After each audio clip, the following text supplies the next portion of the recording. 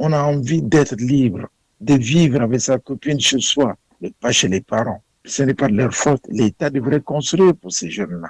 Et vous voyez que cette jeunesse qui continue à vivre aux dépens des parents, qui est dépourvue de tout moyen, cherche comment faire pour avoir aujourd'hui 100 francs pour manger. Comment faire pour avoir même un téléphone. C'est pour ça qu'ils viennent ravir les téléphones que les autres ont. Il faut comprendre ce phénomène-là. On peut le résoudre facilement, on peut l'éradiquer facilement, mais en réfléchissant, en pensant aux problèmes qui touchent ces jeunes. Mettons-nous à leur place. Si nous étions à leur place, que ferions-nous?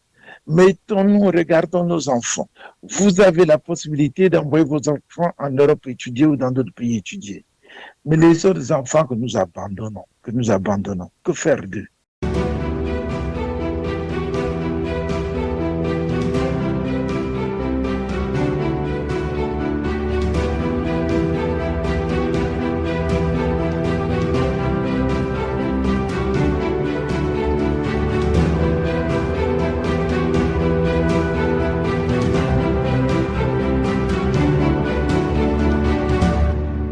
Monsieur Gaïno, bonsoir, vous êtes en direct. Bonsoir. Radio Bakami, vous êtes M. Kawi CBDB. Bonsoir, comment allez-vous? Ça va très bien, merci beaucoup. D'accord. Monsieur Gaïno, je disais aux auditeurs et auditrices qui nous écoutent et qui nous suivent en direct, qu'ils soient à Brazzaville, au Congo ou dans l'ensemble du territoire congolais, nous sommes en direct, même à l'étranger. Vous allez aujourd'hui, vous allez être le premier à inaugurer notre émission, on l'appelle Coup de gueule de la semaine. Alors le coup de gueule de la semaine, ça sera vous qui allez l'inaugurer, vous êtes le premier. Le coup de gueule concerne le phénomène aujourd'hui Kuluna au Congo-Brazzaville. Monsieur Gaïno, vous l'avez choisi, vous savez, ce thème fait couler beaucoup d'encre au Congo. Vous l'avez choisi pour exprimer au travers de votre analyse ce que vous pensez et ce que l'actualité vous emmène à faire ressortir de vos analyses. Alors, monsieur Gaïno, votre coup de gueule, le thème Kuluna, c'est à vous, vous avez la parole, à vous de vous exprimer. Merci, M. Bélibé. Merci pour la radio Bakambi. Merci les auditeurs qui nous écoutent. Bonsoir.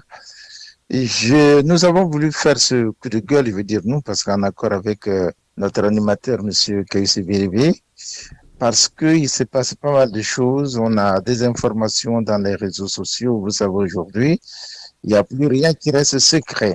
Donc, on a toutes les informations qui nous parviennent. Et il y a des choses qui nous choquent. Alors, qu'est-ce que nous entendons par Kuluna? Selon les chercheurs congolais, je vais d'abord me référer à eux. Ils définissent la moyenne d'âge des Kuluna, disent que cette moyenne d'âge s'élève entre 26 ans à l'époque, donc depuis au moins 10 ans, contre maintenant 18. Donc actuellement, on trouve un peu les gens qui ont 26 ans et qui ont 18 ans. Et ils existent depuis 10 ans. Et en même temps, ces mêmes chercheurs disent que la féminisation est quasiment inexistante, qui était quasiment inexistante au début, reste minoritaire, mais progresse tout de même. Or, l'appellation Kuluna vient de la République du Congo démocratique, que nous appelons aussi les bébés noirs. Au Congo, ils se divisent en deux groupes, les Américains et les Arabes, qui sont deux groupes majoritaires. C'est là où on retrouve le plus de Kuluna. Ils sont issus des différents milieux sociaux. Ils ont pris naissance à Mongali, vers ABC, là-bas, vous connaissez, pour ceux qui connaissent bien Brazzaville, ils connaissent le quartier ABC, là où c'était l'ancien cinéma. Parfois, on dit Poto, d'autres disent Mongali. Bon, ou Plateau de 15 ans, pardon. Mais souvent, on dit Mongali. Alors, ce sont des jeunes désœuvrés, ou en mal en point, parce qu'il n'y a pas que des désœuvrés. Vous avez aussi des gens qui sont dans des familles bien, mais malheureusement, qui sont mal en point, qui ont atteint un certain âge, qui vivent toujours dans le milieu social, dans le milieu familial, mais qui n'ont pas leur liberté, mais qui rejoignent, les groupes, soit des Américains ou des Arabes. Mais la plupart du temps aussi, ils sont au chômage. Cependant, on trouve aussi parmi eux des policiers, des militaires, des anciens, ou même ceux qui sont encore en activité. Alors, pourquoi il y a ce phénomène de bébé noir? Quels sont les facteurs socio-économiques? D'abord, les chercheurs disent que l'absence de contrôle des populations immigrantes avec des frontières incontrôlées, la dégradation de certains services urbains, la pression démographique, le chômage, le manque de structures comme terrain de jeu, des salles de cinéma, des théâtres, etc., des terrains de théâtre qui peuvent occuper les jeunes, bien sûr, c'est-à-dire les terrains de jeu, les terrains de théâtre qui occupent les jeunes qui manquent, sont souvent à l'origine des vecteurs de vulnérabilité. Le Fonds monétaire international évalue à 3,5% la croissance congolaise en 2024, un rythme jugé insuffisant pour absorber chaque année des milliers de nouveaux citadins en quête d'emploi. Dans certains arrondissements, l'accès à l'eau courante et à l'éclairage public reste ponctuel, nourrissant ainsi un sentiment de marginalisation. Au-delà de la répression, il faut ouvrir des chantiers d'insertion. Or, tous ces chantiers-là qui manquent laissent les jeunes en errance. Parallèlement, le ministère de la formation professionnelle qui devrait penser à la création des écoles de formation professionnelle, des centres de métiers, est quasiment absent. Alors, comment peut-on mettre fin à l'existence des Kuluna? Depuis fin septembre, des jeunes sont abattus en pleine rue, dans une mare de sang en République du Congo. Des vidéos documentent une opération particulièrement violente menée contre des gangs de Brazzaville, surnommés Bébé Noir au Kuluna. Il y a même une ONG qui dénonce des exécutions extrajudiciaires. Semble-t-il que cela satisfait la population qui a retrouvé un peu la tranquillité de pouvoir sortir à n'importe quelle heure. Mais cependant, cela traumatise les populations. Cependant, cela condamne les jeunes gens à la violence dont ils ne sont même pas responsables. Alors, face à cette violence, il est sorti un groupe de militaires qui aujourd'hui patrouillent dans la ville et exécutent les jeunes. Mais cette façon de faire a suscité l'implication du président de la République lui-même. À Brazzaville, le président Denis Sassou Nguesso a assumé ouvertement devant les responsables religieux et devant la presse, il a assumé cette responsabilité de l'opération de traque des bébés noirs. Donc, ces gangs qui sèment la terreur dans la capitale est aujourd'hui poursuivi par un groupe de militaires dirigé par un certain général, M. Oboa. Alors, ce que nous déplorons dans l'implication du président de la République, c'est qu'il n'y a pas un décret présidentiel qui aurait été nécessaire pour la création de la brigade spéciale d'intervention rapide et qui devrait opérer conjointement avec la police et la gendarmerie, qui sont des services appropriés pour mettre de l'ordre dans un pays. Nous déplorons également que la population brassavilloise, que la population congolaise soit avertie de ces actions. La population de Brazzaville a été surprise de voir des militaires cagoulés se promener dans toutes les rues, soi-disant à la recherche de ces jeunes désœuvrés, de ces jeunes Kuluna. Et donc, ceci nous amène, si vous voulez, à réfléchir là-dessus et à vous donner ce coup de gueule parce que une brigade d'intervention rapide, c'est très bien, mais elle devrait opérer, nous l'avons dit, conjointement avec la police et la gendarmerie. Mais or, il s'avère que dans cette même, parmi ces Kuluna, vous avez aussi des policiers, vous avez aussi peut-être des gendarmes, des militaires. Bon, et puis ensuite, ils utilisent un maillage du temps de drone, de surveillance, qui a permis à cette brigade de localiser des caches d'armes blanches dans le secteur de Mboalé en juillet dernier. C'est très bien. Mais, les rotations de patrouille qui auraient pu, sécuriser la population, ces rotations-là se font avec des militaires cagoulés. On se pose la question, pourquoi sont-ils cagoulés s'ils agissent au nom de l'État? Et dans les quartiers où il manque la lumière, où il manque l'éclairage, comment peut-on ne pas voir un tel phénomène se développer lorsque les jeunes en état d'errance doivent se retrouver dans ces quartiers-là pour aller traumatiser les femmes, pour aller organiser du vol? C'est d'abord à qui revient la faute. Il semble que le gouvernement insiste toutefois sur le respect des droits humains. Des observateurs aussi de la Commission nationale des droits de l'homme au Congo accompagnent certaines interventions afin de documenter les procédures. Malheureusement, cette lutte anti-délinquants est à l'origine des arrestations arbitraires, des exécutions sommaires en public et même des expositions des corps et aussi la destruction des maisons de ceux qui les hébergent. Il est inadmissible pour un pays qui a aboli la peine de mort, qui a signé des conventions internationales, que ce pays-là oublie tout cela et laisse ceux qui devraient agir en appliquant le droit devenir eux-mêmes des hors-la-loi, sous prétexte que la population applaudi leur méthode. Mais quelle population! Imaginez-vous que vous hébergez un homme qui est déjà adulte chez vous. 18 ans, on est déjà adulte. 19 ans, 20 ans, 26 ans, on est adulte.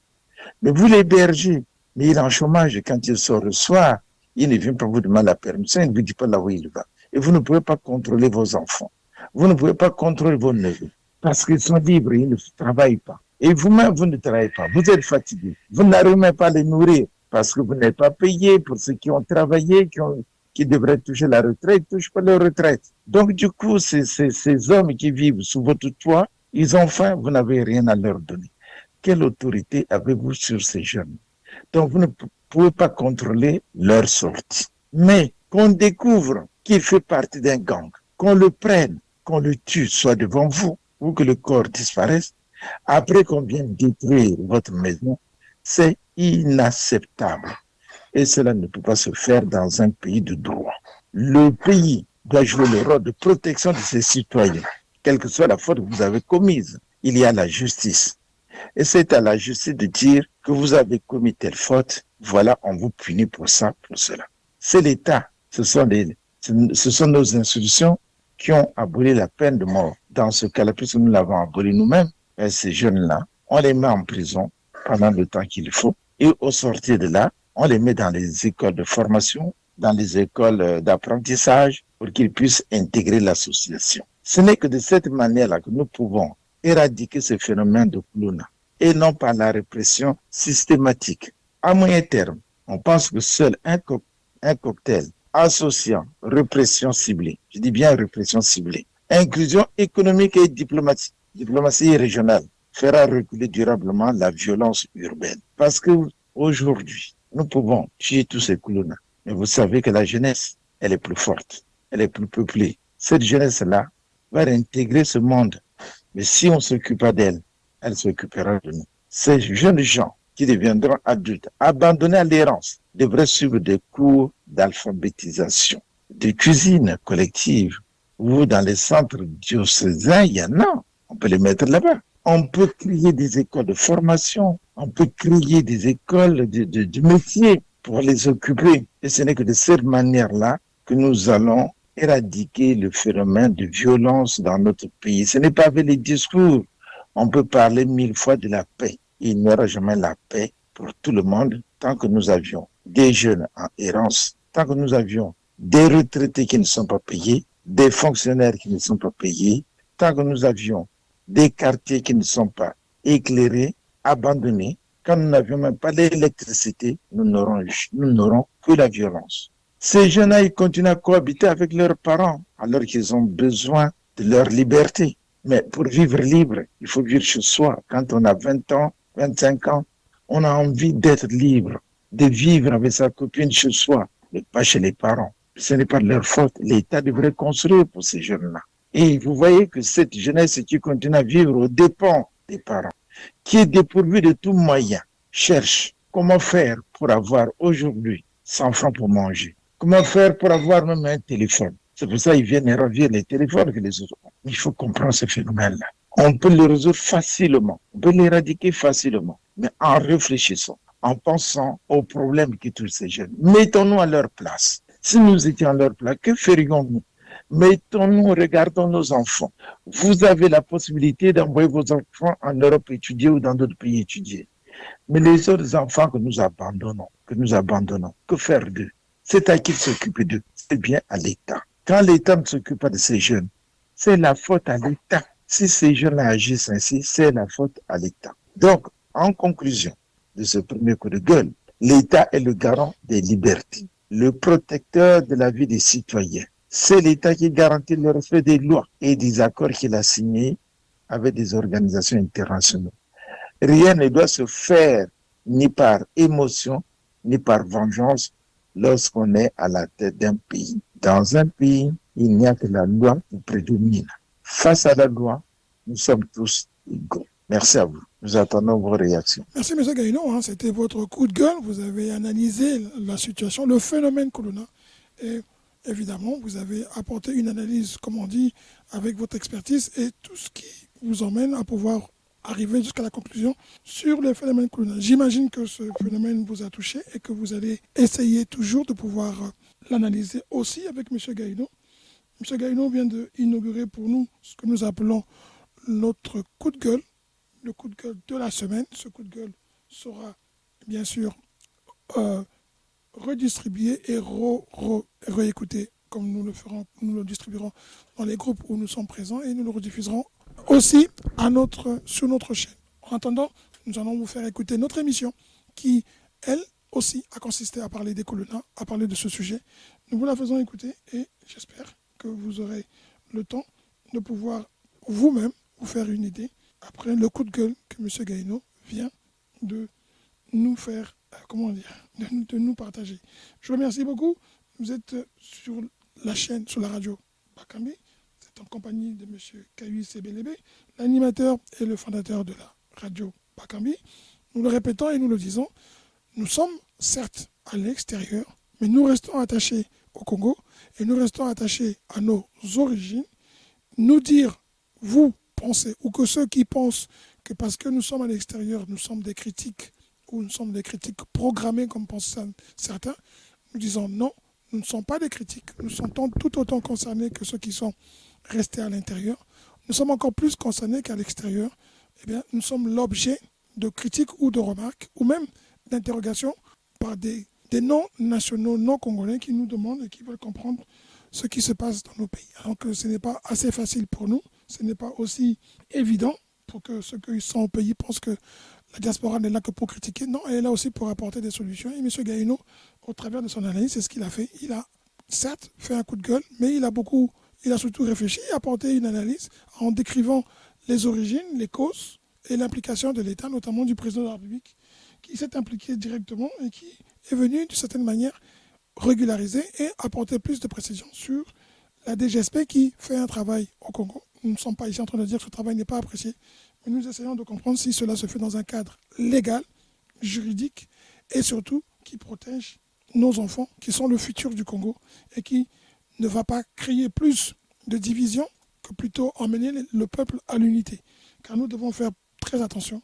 La division emmène à des blessures et les blessures emmènent à la rancœur et les rancœurs parfois sont irréparables et elles créent beaucoup de dégâts. Alors ce travail profond que fait notre radio au travers de ce que nous faisons et du coup de gueule de M. Gaïno n'a que pour seul objectif d'apporter une pierre à l'édifice de la construction d'une nation où le système judiciaire a toute sa place et où les équités et l'égalité sont les fondements d'une nation qui veut se construire et qui veut se développer avec tous les enfants ou tous les fils de ce pays, qu'ils soient à l'extérieur ou à l'intérieur, et même plus encore avec ceux qui ont adopté ce pays, car on exclut beaucoup des Congolais qui ont eu aussi, qui ont des origines, qui vivent au Congo. Il y a des gens qui viennent d'Europe, qui viennent même d'autres contrées, comme on le dit souvent, hein, des Libanais congolais, il y a des Maliens congolais, il y a des Congolais de Kinshasa qui sont devenus Congolais de Brazzaville.